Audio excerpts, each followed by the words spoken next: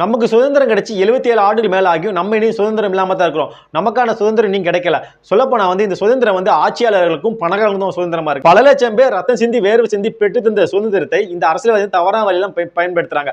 அதே போல சொல்ல போனா வெள்ளக்காரன் இப்படி இங்குள்ள வளங்களை கொள்ளையடிச்சு நாட்டுக்கு கொண்டு போனானோ அதே மாதிரி இங்க கொள்ளக்காரன் என்ன பண்ணாங்கன்னா இங்குள்ள வளங்களை சுரண்டி அவன் காசு பார்க்கறான். அப்ப வெள்ளக்காரனுக்கு உங்களுக்கு கொள்ளக்காரன் என்ன வித்தியாசம்? ஒரு வித்தியாசம் இல்ல. அப்போது தமிழ்நாட்டில் வெள்ளக்காரன் இருக்கும்போது சாதி ஏறுதல் கம்மியா தான் தமிழ்நாட்டில் ஆனா வெள்ளக்காரன் போன அப்புறம் தமிழ்நாடு சாதி ஏறுதல் நீ அதிகரிச்சும் போது குறைஞ்ச பாடு இல்ல. அதே போல நமக்கான சட்டம் ஏற்றப்பட்டு இன்றோட 75 ஆண்டுகள் நிறைவேற்றுச்சு. அப்ப 75 ஆண்டுகள் ஆச்சு நமக்கான சட்டத்தை உருவாக்கி அந்த சட்டம் சரியான முறையில் செயல்பட பார்த்தா செயல்படல.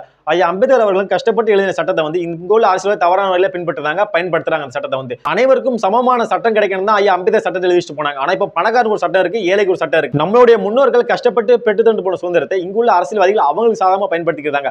என்னைக்கு ஒரு தமிழ்நாடு இந்தியாவுக்கு சரி ஒரு சிறந்த அரசியல் வரணும், அன்னைக்கு அனைவருக்கும் சமம், அனைவருக்கும் சமமான சட்டங்கள் கிடைக்கும்.